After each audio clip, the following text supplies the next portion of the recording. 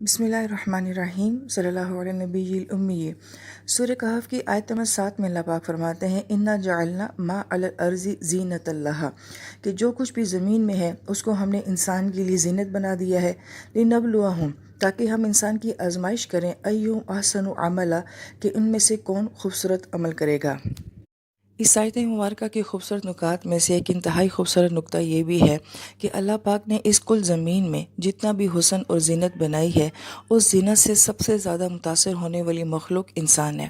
لہٰذا جانور کو اس بات سے کوئی فرق نہیں پڑتا کہ اسے کہاں باندھا جا رہا ہے، اسے کیسے کھانے کو دیا جا رہا ہے، اور جو کھانے کو دیا جا رہا ہے اس کا ٹیسٹ کیسے ہے۔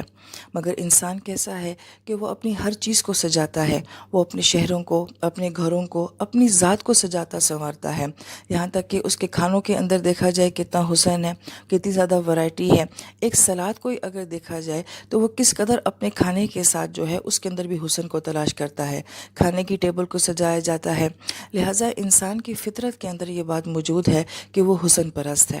مگر سوال یہ پیدا ہوتا ہے کہ انسان اتنا حسن پرست کیوں ہے، اس کو یہ زینت اتنی اچھی کیوں لگتی ہے؟ تو اس کی ایک انتہائی خوبصورت وجہ مفسرین کرام نے بیان فرمائی ہے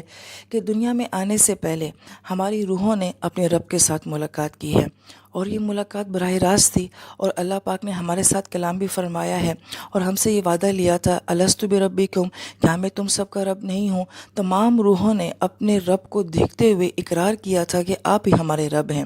اب جب یہ انسان جو ہے، اس کی روحیں جو ہیں، وہ اپنے رب کا وہ حسن، وہ نور، وہ تجلیات دیکھ چکی ہیں، تو جب یہ روحیں دنیا میں آتی ہیں تو دراصل میں یہ اسی حسن کو، اسی نور کو، اسی زینت کو تلاش کرتی ہیں۔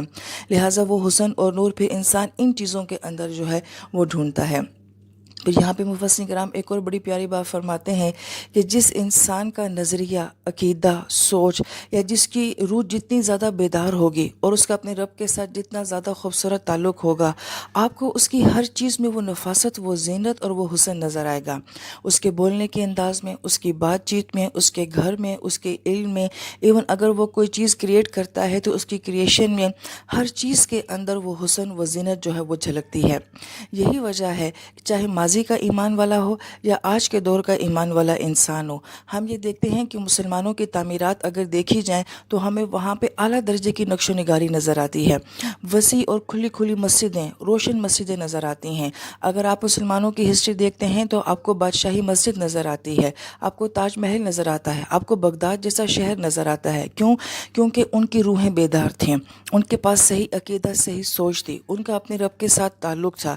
اور اگر اس کے برعکس دوسری قوموں کو دیکھا جائے، ہمیں تنگ گلیاں نظر آتی ہیں، تنگ گھر نظر آتے ہیں، تاریک گھر نظر آتے ہیں، تو گویا کہ ان کی تخلیقات سے، ان کی کریشن سے جو ہے ان کے اندر کا پتہ چل جاتا ہے۔ لہذا جس انسان کے اندر روح جتنی زیادہ خوبصورت ہوگی، اس کا ظاہر بھی اتنا ہی زیادہ خوبصورت اور اتنا ہی زیادہ پیارا ہوگا۔ لہذا ہم اسلامی مصوروں کو جب دیکھتے ہیں تو وہ فطرت کو بہت ٹچ کرتے ہیں۔ آپ کو ان کی پینٹنگ کے اندر بھی دریا، سمندر، روشنی، وسعت بہت زیادہ نظر آئے گی۔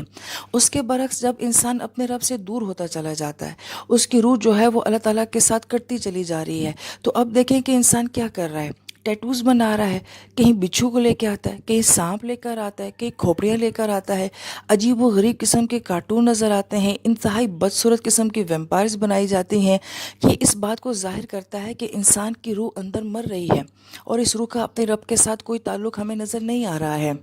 لہٰذا پہلے دور کا فائن آرٹس دیکھا جائے اور آج کے دور کا دیکھا جائے، کتنا فرق نظر آتا ہے۔ پہلے کی شاعری، آج کی شاعری، پہلے کی موسیقی، آج کی موسیقی، ایک شور ہے، ایک ہنگامہ ہے جو اس بات کی عکاسی کر رہا ہے کہ انسان کی روح بے چین ہے، بے قرار ہے۔ پھر اللہ تعالیٰ اسی حسن اور زینت کو جو کہ ہماری فطرت کے اندر ہے، اس کو آزمائش بھی کہہ رہے ہیں۔ ایک طرح سے آزمائش اس طرح سے ہے کہ اللہ پاک نے فرمایا تھا کہ میں یہ دیکھوں گا کہ تم اپنی اس فطرت کو اپنے اعمال میں کیسے لے کر آتے ہو، تم میں سے کون جو ہے وہ خوبصورت عمل کرے گا۔ لیکن ہم نے کیا کرنا شروع کر دیا، ہم نے بجائے یہ کہ اپنے عمل کو خوبصورت بناتے، اپنے اندر کے انسان کو خوبصورت بناتے، اپنی روحوں کو خوبصورت بناتے، ہم نے چیزوں کو خوبصورت بنانا شروع کر دیا کہ ایک آزمائش ہوگی، اور دوسری ہمارے لیے آزمائش یہ ہے کہ انسان ان مادی چیزوں میں، اس مادی حسن میں اس اصل سکون کو تلاش کرتا ہے، مگر اس کو وہ سکون تب تک نہیں ملے گا جب تک کہ وہ اپنی روح کو اس اصل حسن والی ہستی کے ساتھ نہیں جوڑے گا۔ بعض اہل علم نے بہت خوبصورت بات فرمائی ہے کہ اللہ تعالیٰ نے ان روحوں کو اپنا دیدار کروا کے اپنی ملاقات کر کے پھر دنیا میں بھیجا ہے، تو ہمارے جسم کو اس ساری بات سے کوئی فرق نہیں پڑتا، لیکن یہ روح جو ہے اپنے رب سے جدائی کا کرب سہ رہی ہے، اور اس کو اس وقت تک سکون نہیں آئے گا جب تک کہ یہ اپنے رب سے ملاقات نہیں کرے گی، اپنے رب کے ساتھ نہیں جڑے گی۔ لہٰذا ہم صرف اپنے ظاہر کے اوپر محنت کر رہے ہیں، اللہ تعالیٰ ہمیں اپنے باطن کو، اپنے اندر کے انسان کو خوبصورت بنانے کی توفیق نصیب فرمائے۔ آمین یا رب العالمین۔